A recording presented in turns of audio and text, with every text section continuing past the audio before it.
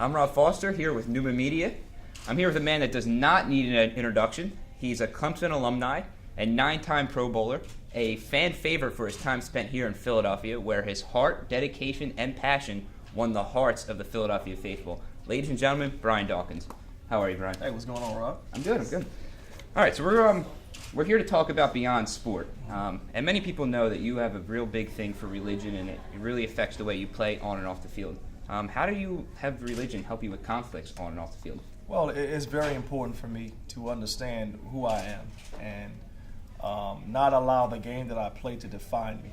And so that's the most important thing. Football does not define me. It's not who I am. It's the job that I did. The who that I am was based off the relationship that I have with my faith. And it's not so much as a religion, in my opinion, as it is a relationship. I believe I have a relationship with the God that I serve, and that strengthens me in every area of my being. It gives me peace, it gives me patience, it gives me long suffering, it gives me everything that I need to endure whatever storm that may come so that I can be a better person for those around me. So you do strongly believe then, by saying that young student athletes or athletes in general should always have the spiritual guidance that you grew up on and things like that. Because here at Neumann we have a whole institute for sports, spirituality, and character development. Do you believe other universities or even high schools, middle schools, things like that should offer those? It's, you know what, it's an individual thing. I know what has gotten me to where I am. I know what has made me the man that I am. I know that that's what I'll teach my daughters and my son. And so it's an individual thing.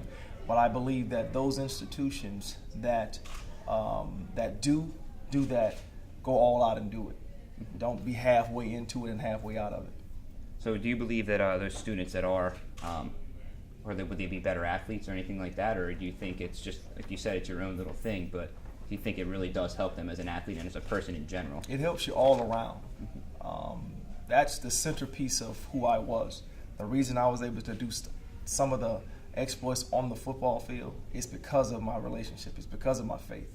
It strengthened me to do above and beyond that in which I could only do by myself.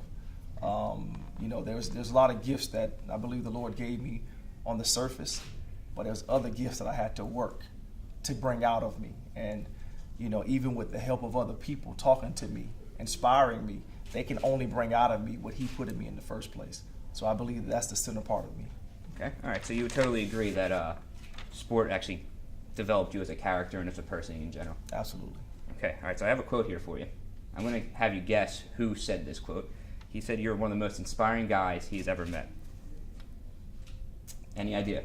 I have no idea. My opinion, the greatest Eagles quarterback of all time, Donovan McNabb. Why do you think people think you're inspiring to them? Well, first of all, I never asked anybody to do anything that I was not willing to do first or had not already done. If I'm going to ask you to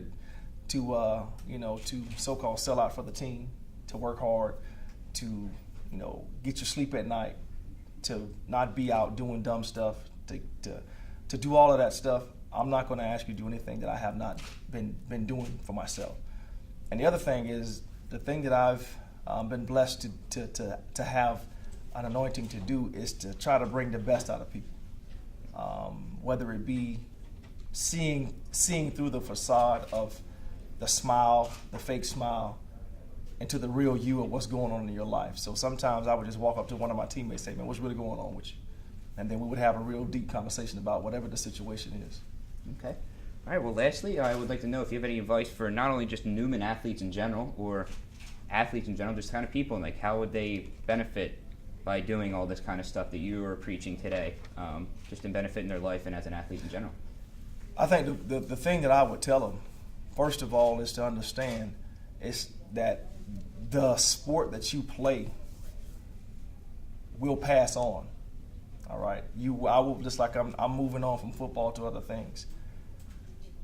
While you are there, take advantage of the opportunity to do it, but understand that as you're going through the steps of this walk of life, that the majority of your life will be spent off the field, off the diamond, off the court.